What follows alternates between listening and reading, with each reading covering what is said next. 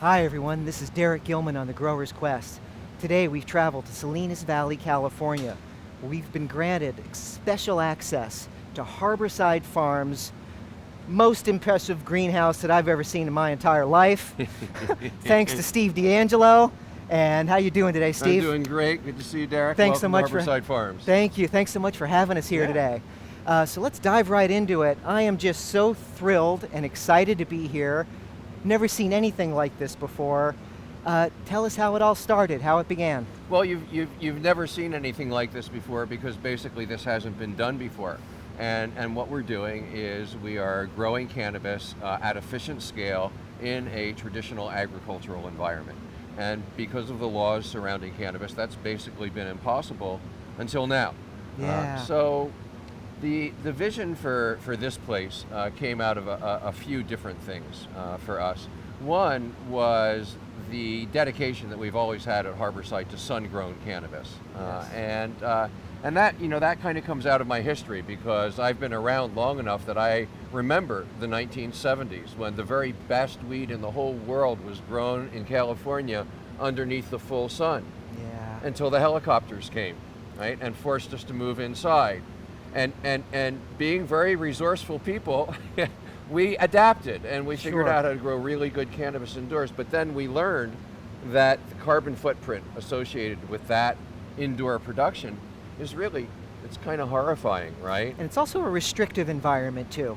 You're never going to replicate the sun indoors. You're never going to get the full spectrum of the sun indoors, right? But what really sent me on a quest to get cannabis out of warehouses, out from underneath the lamps and back into the sun was an understanding about the carbon footprint that's associated with indoor cannabis production. So it takes about 200 pounds of coal to produce the electricity that you need to grow 1 pound of cannabis indoors. Really? 200 pounds of coal, right?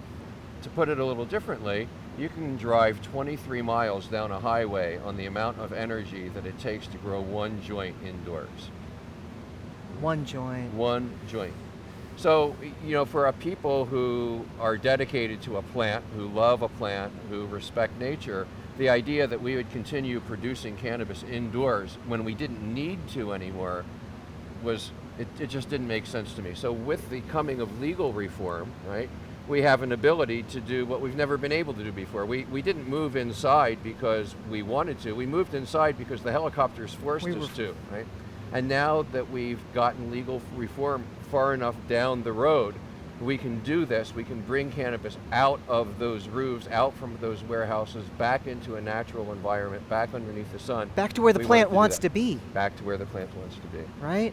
So that was really, one of the major motivations here was just our basic appreciation of Mother Nature and wanting to grow cannabis in a way that was as respectful as possible.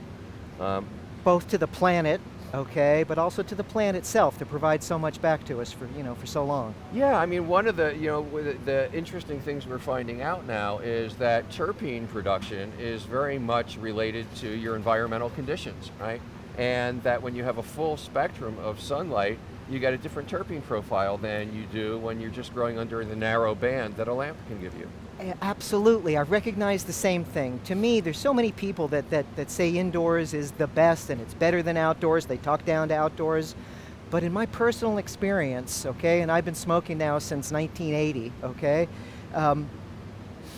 the indoor product always is, it's very narrow. It's singularly sweet. It's singularly sour. It doesn't have that nuance. It doesn't have that character. It doesn't have that multidimensionality that you get, from plants that are grown under the full sun. Sun-grown cannabis is better for you. It's better for the planet, right?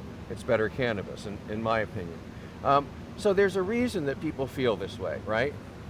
There's a whole generation, maybe a couple of generations of cannabis consumers who grew up just at the time that those helicopters were flying, right? And in those days, you couldn't really grow great cannabis outdoors because if you tried to, the helicopters would come and take you down. So people moved under bushes, they moved under trees, they started growing in shadier areas. Mm-hmm. And before we learned how to grow indoors, right? So for a whole generation or 2 generations of cannabis consumers, it was true that the cannabis that was grown indoors was of a higher quality than the cannabis that was grown outdoors, by and large, not in every case, but by and large. Yeah. That's no longer true, right? We now are able to grow the very best cannabis in the world underneath the full California sun again, and it's a wonderful thing to be able to do that. Yeah. So also, I mean, imagine the costs to produce underneath the sun isn't the same as it costs to produce indoors, right? And so what are some of the benefits, the downward benefits of? So another part of the motivation for creating this place was the experiences that I've had over the course of the last decade at Harborside serving patients. And I've seen veterans, cancer patients, families who have young children, who have had to make really difficult choices about whether to spend their limited budget on cannabis medicine or to spend it on Christmas presents for their kids, or diapers for their kids, or maybe a car that they didn't have to worry about breaking down, and in some cases, even whether or not they were going to pay their rent or whether they were going to get medicine for their child. What a horrible decision to have to make. Right? So it was really important to me, and still is, that we bring down the price of cannabis. Right? If you ask anybody who's in a legal cannabis market what their biggest problem with cannabis is, they're almost universally going to tell you it's the price. It costs too much. Yeah. At an average of $250, $300, $350, $400 an ounce, cannabis is too expensive for most people to be able to afford it. Right?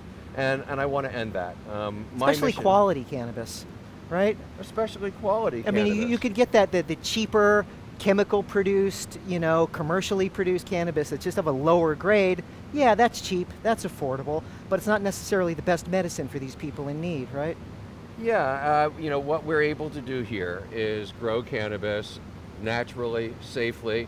Everything in this house, everything on this farm is pesticide free, it's clean green certified, and it's high quality cannabis. And we're going to be able to provide this cannabis at a price that will be a fraction of the price that the indoor lamp grown cannabis is being sold for today.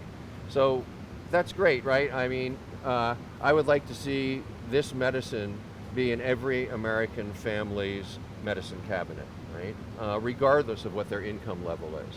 I'm sorry, I've been staring back at these flowers here since you've been talking. I'm kind of glancing over. Would you mind telling us a little about what you have here? Sure. So this is a strain called Alien Rock Candy, and it's a super high THC producer. Okay. So we're expecting this to come in somewhere in the 25% range, something like that. Beautiful.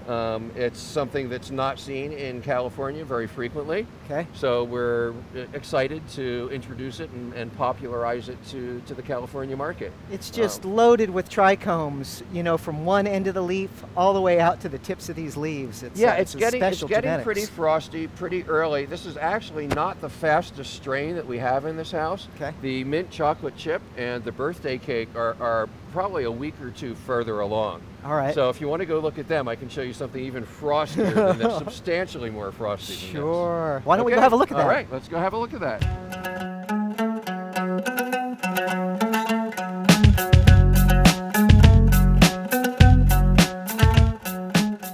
So this is one of my favorites that we have in the house right now. This is the mint chocolate chip. And holy moly, look at that. Yeah, I gotta wear my glasses now to look at weed. So I thought that last girl was frosted up. This is one of those varieties where it's on the undersides and the leaves start to curl up because there's so much trichome coverage. And these are still about 2 weeks off, so they're really going to start filling out. Yeah, that final 2 weeks is when you really kind of get that explosion in growth where it almost doubles in size and weight, where the bracts actually just plump up. And yeah, it certainly seems like you're maximizing the genetic potential of these plants in this environment you've created here, Steve. Well, we're learning how to maximize the genetic potential of these plants, right? Okay. It's going to take us a while. We're at the beginning of dialing this in. So what any grower knows is that it takes a while to get your environment, your growing strategy, and your strains dialed in. So we'll be working through this for a while, which means we're going to be getting better harvest by harvest, year by year for a while now. This is what we call the grower's quest, actually. The grower's is quest. that we're all, regardless of where we are, regardless of how many years we've been doing this, what scale we're doing it at, we're all on a path to improvement, to getting it dialed in to ultimately maximize the genetic potential of the plant, to allow it to express everything that's in there, locked into the DNA. Yes, and a holy quest it is, or at least a divine one. Yeah. Well, that's fantastic. Thank you so much, Steve. You're most welcome. And I look forward to a return visit and to see you further down that quest and down that path of maximizing the potential of these plants. No, you always be welcome here at Harborside Farms. Thank you so much. Thanks for having us here. Yeah. All right. And until next time, this is Derek Gilman on The Grower's Quest. Thanks for joining us.